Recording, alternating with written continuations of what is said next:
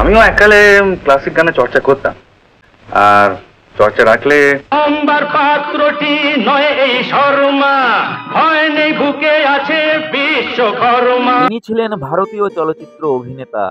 বাংলা চলচ্চিত্র জগতে তাকে মহানায়ক আখ্যা দেওয়া হয়েছে। বহুকাল তিনি আমাদের মধ্যে নেই। বাংলা সিনেমাতে নায়ক আগেও ছিলেন আর এখনও রয়েছে, কিন্তু মহানায়ক উত্তম কুমারের জনপ্রিয়তা, তার ক্যারিশমা এখনও পর্যন্ত কেউ অর্জন করতে পারেনি। তাই এখনও তিনি বাঙালি সংস্কৃতির আইকন তথা বাংলার ম্যাটিনি আইডল। উত্তম কুমার একজনই ছিলেন আর একজনই থাকবেন। এই জনপ্রিয় অভিনেতা প্রায় 3 দশকেরও বেশি সময় ধরে বাংলা সিনেমায় কাজ করেছেন। 1948 সালের মুক্তিপ্রাপ্ত ছবি দৃষ্টিদান দিয়ে নিজের কেরিয়ার শুরু করেছিলেন উত্তম কুমার। 1980 সাল পর্যন্ত উত্তম কুমারের মুক্তিপ্রাপ্ত ছবির সংখ্যা মোট 202টি, যার মধ্যে 15টি হিন্দি ছবিও রয়েছে। স্বর্ণযুগের বাংলা সিনেমা তাকে বাদ দিয়ে কখনো কল্পনাই করা যায় না। সেই সময় বড় পর্দায় তার সিনেমা মানেই হাউসফুল। একজন দক্ষ অভিনেতার পাশাপাশি উত্তম কুমার ছিলেন একজন প্রযোজক, চিত্র পরিচালক, চিত্রনাট্যকার, সঙ্গীত পরিচালক তথা একজন গায়ক। এই জনপ্রিয় অভিনেতা যে একজন সুগায়ক ছিলেন সে কথা নতুন নয়। তার দক্ষ অভিনয়ের পাশাপাশি তার গানের কথাও আলোচনায় থাকত। তার কণ্ঠের গান শোনার সৌভাগ্য তার সময়ে হয়তো সকলের হয়নি, কিন্তু তার গানের খ্যাতি লোকমুখে জনপ্রিয়তা পেয়েছিল।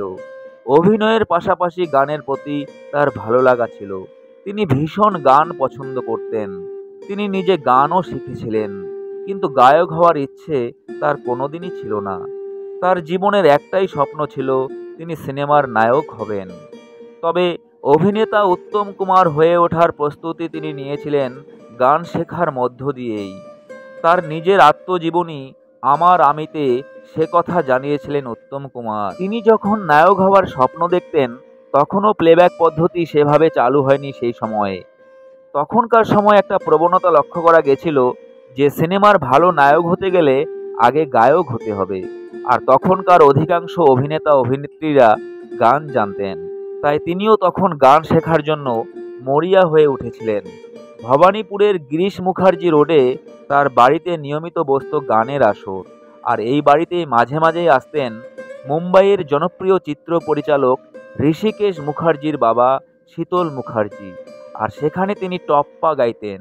শুধুমাত্র তার গান শেখাই নয়, অরুণ কুমার নিজে কিছুদিন গান শেখার পর তিনি কিছুদিন সাউথ চক্রবেরিয়ার মনোরমা স্কুলে গানও শিখিয়েছিলেন।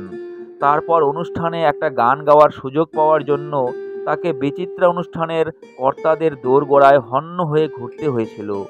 বিভিন্ন ধরনের ঘরোয়া অনুষ্ঠানে মঞ্চে গান গাইলেও সিনেমার গায়ক ও নায়কের ভূমিকায় উত্তম কুমারকে মাত্র একবারই দেখা গেছিল। সালটা ছিল 1956 সাল, আর দিনটা ছিল 28শে ডিসেম্বর। সেদিন মুক্তি পায় নবজন্ম ছবিটি, আর এই সিনেমাতেই উত্তম কুমারকে প্রথম ও শেষ পাওয়া যায় গায়ক হিসাবে। আর এই সিনেমাতেই মহানায়ক উত্তম কুমারের কণ্ঠে ছিল মোট 6টি গান। তো চলুন বন্ধুরা, মহানায়ক উত্তম কুমারের কণ্ঠের সেই দুর্লভ গানগুলির কিছু অংশ আমরা শুনে নিই।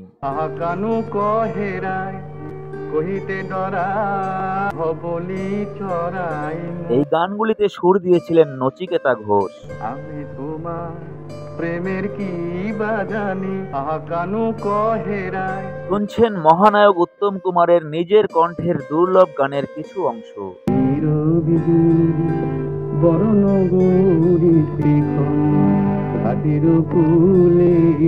শুধুমাত্র সিনেমার গানই নয়, তার খুব পছন্দের গান ছিল রবীন্দ্রসঙ্গীত। মেগাফোন কোম্পানির তত্ত্বাবধানে উত্তম কুমারের কণ্ঠের বেশ কয়েকটি রবীন্দ্রসঙ্গীতও রিলিজ করা হয়েছিল, যে গানগুলির মধ্যে আমার সোনার হরিণ চাই, তুমি কেমন করে গান করো হে গুণী, অনেক কথা বলেছিলেম গানগুলি অন্যতম।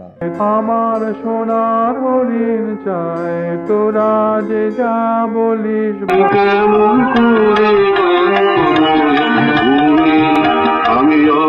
এগুলি ছাড়াও একটি আধুনিক গানও নিজের কণ্ঠে রেকর্ড করেছিলেন উত্তম কুমার, আর গানের কথাটি ছিল এই মন জোছনায় অঙ্গ ভিজিয়ে এসো না গল্প করি।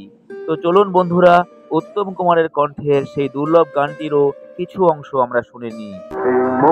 ছোটনায় অঙ্গ ভিজিয়ে সোনা গল্প করি। বড় আবেগ দিয়েই তিনি গেয়েছিলেন এই গানগুলি। দেখো ওই ঝিলিমিলি জলে সারা রাত আকাশে। তাই শুধুমাত্র অভিনয়ই নয়, গানের প্রতিও তার গভীর ভালোবাসা ছিল, তা বোঝাই যায়। এই মহানায়ক উত্তম কুমারকে আমার শতকোটি প্রণাম জানিয়ে শেষ করছি আজকের ভিডিও। সবাই ভালো থাকবেন। নমস্কার।